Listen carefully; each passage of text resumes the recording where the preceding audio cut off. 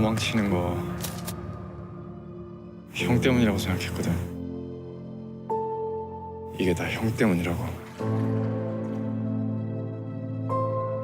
근데 문득 그런 생각이 들었어. 그냥 내가 도망치고 싶어서 그랬던 건 아닌지. 사는 게 죽을 만큼 힘들면 도망이 제일 편하거든. 네, 안녕하세요. 신규주입니다. 오늘은 화제작 사이코지만 괜찮아와 그것을 통해서 본 마음이 아픈 사람들의 시장 또는 경제학에 대한 이야기를 해볼까 합니다. 이 드라마의 주요 배경은요, 정신건강의학병원인데요. 마음이 아픈 분들이 모여있는 요양병원은 지방 어딘가에 있기 마련입니다. 그래서 참 풍경은 좋은 드라마입니다만 그 좋은 풍경 속에서 얽혀있는 인간 군상들은 어느 누구도 정상이 아닙니다. 정상처럼 보이지만 정상이 아닌 사람들이 만들어가는 이야기가 사이코지만 괜찮아의 중요한 테마이고요. 그런데 여기서 중요한 질문을 던지죠. 이 드라마를 보는 우리 자신은 과연 정상인가? 또는 정상이란 무엇인가? 라는 질문을 던지게 됩니다. 상태와 강태라고 하는 두 형제를 중심으로 이루어지는 드라마인데요. 상태는 정신적 상태가 어쩌면 가장 자유롭지만 타인들은 가장 문제가 있는 상태라고 생각하는 정신자폐증 환자고요.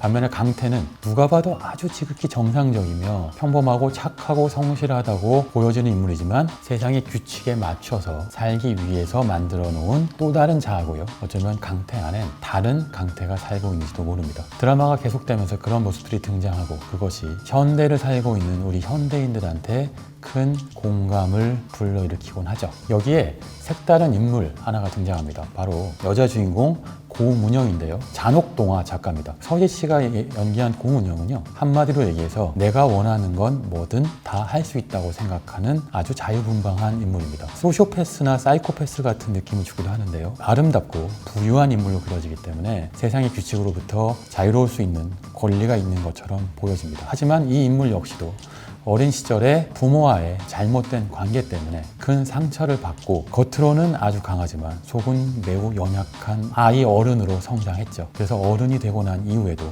동화를 계속 쓰고 있는지도 모릅니다. 사이코지만 괜찮아가 인기를 끌고 있는 지금의 한국 상황을 살펴볼까요? 가장 부끄러운 오명이 하나 있죠. 자살률이 최고라는 겁니다. 한국의 자살률은 악명이 높은데요. 심지어 2003년부터 2016년까지 무려 13년 동안 OECD 회원국 가운데 자살률 1위라는 불명예를 놓친 적이 없습니다. 사이코지만 괜찮아라는 드라마는요, 어쩌면 자살공화국이라고 불리는 한국 사회의 어떤 단면을 그려내고 있는 건 아닐까 해석해 볼 수 있습니다. 그래서 정부는 2020년까지요, 인구 10명당 자살률을 20명 이내로 줄이겠다 해서 연간 자살자 수를 10,000명 이하로 끌어내리겠다라고 하는 자살 예방 국가 행동 계획을 세우기까지 했는데요. 한국의 자살 숫자가 연간 1만 명보다 많다라는 걸 들으시고 놀라시는 분들이 계실 수도 있겠습니다. 이상한 건 자살, 정신적 병이라고 하는 것을 여전히 한국은 터부시하는 경향이 있고 그 때문에 이 심각한 사회적 문제와 그것으로 일어나는 경제적인 손실에 대해서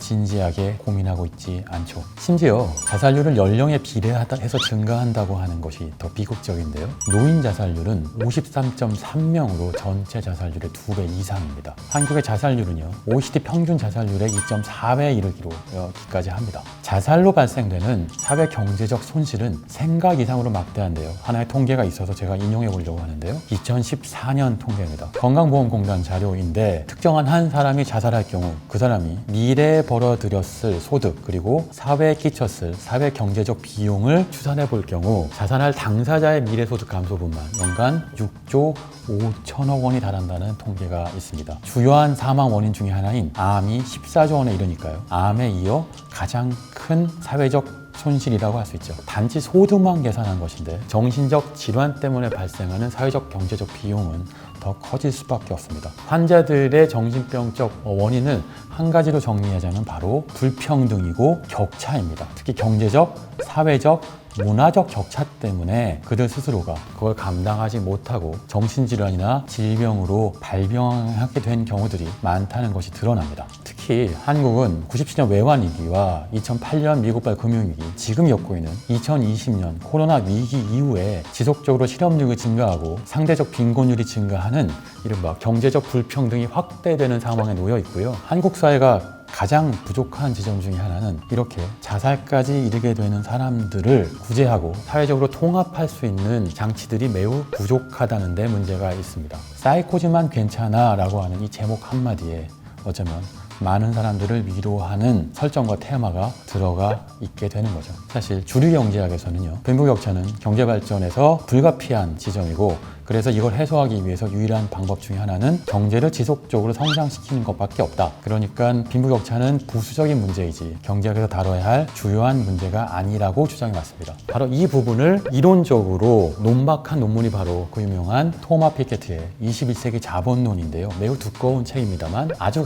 단순합니다. 우리가 노동에서 버는 수익보다 자본 혹은 부동산으로 벌어들이는 수익이 훨씬 많고 크기 때문에 그 격차는 절대 좁혀질 수 없을 만큼 커져서 흔히 얘기하는 것처럼 이번 생은 틀렸다라고 하는 결론에 이르게 된다라는 것이죠. 2020년의 한국 사회는 다중격차 사회라는 개념을 적용해야 할 텐데요. 그건 무슨 얘기냐면 소득에 의한 격차만이 아니고 문화적인, 지역적인 형태의 격차들이 계속 다중적으로 발생해서 여러 사람들이 여러 가지 격차를 느끼게 되는 다중격차의 상태에 빠져 있고요. 또 하나는 장벽 사회에 빠져들고 있는 상황입니다. 한 특정한 형태의 계층이나 격차 안에 들어가게 되면 그다음부터 그 격차를 좁힐 수 없을 만큼 장벽이 높이 형성된다는 것인데요. 최근에 많은 논란이 있었던 인천공항공사 관련된 취업 문제, 정규직화 문제에서 아주 노골적으로 드러났던 문제이기도 하죠. 정규직과 비정규직, 장벽으로 두 집단은 전혀 다른 시각으로 세상을 보게 됐었습니다. 한국은 이미 그것이 심화되어서 다중격차 사회이고 장벽 사회가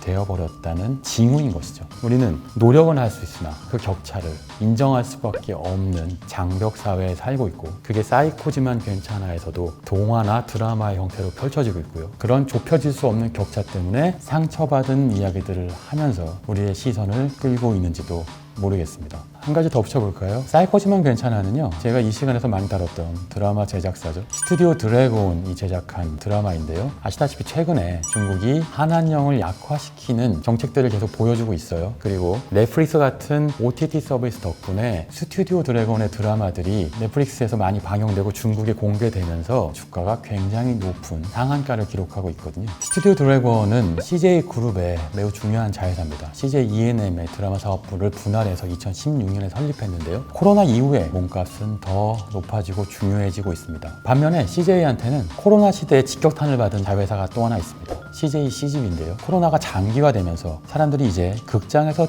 영화를 보는 습관이 사라지지 않을까라고 하는 우려 때문에 주가가 매우 떨어지고 있는 상황인데요. CJ한테는 오프라인에서 영화를 보고 컨텐츠를 보는 넓은 부동산 공간과 온라인에서 컨텐츠를 소비하는 스튜디오 드래곤이라고 하는 거대한 제작사, 양날의 검 같은 두 개의 제작사를 동시에 갖고 있는 겁니다. 주가가 그 흐름을 고스란히 반영하고 있는데요. 스튜디오 드래곤의 주가는 거의 10만 원대 육박하고 있는 반면에 한때 7만 원대, 8만 원대까지 올라갔던 CJ CGV 주가는 지금 만 원대 후반 또는 2만 원대 언저리를 헤매고 있는 상황입니다. 이 주가 그 자체가 포스트 코로나 시대에 우리가 컨텐츠를 어떻게 소비할지를 보여주는 바로미터가 아닐까 싶고요. 시장은 벌써 미래를 반영하고 있는 게 아닌가 싶습니다. 네, 지금까지 사이코지만 괜찮아를 통해서 격차 사회, 다중격차 사회, 그리고 장벽 사회가 되어가고 있는 한국 사회, 그걸 통해서 우리가 왜 점점 더 많이 마음이 아픈 사람들이 되어가는가, 그 때문에 한국 사회 또는 자본주의라고 하는 시스템이 얼마나 큰 손실을 입고 있는지에 대해서 한번 짚어봤고요. 그리고 살짝 스튜디오 드래곤, 그리고 그 이후에 포스트 코로나 상황에서 컨텐츠가 어떻게 소비될지에 대한 이야기까지도 살짝 짚어봤습니다.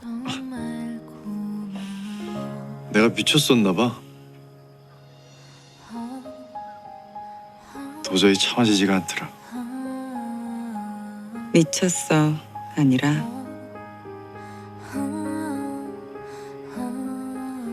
멋졌어.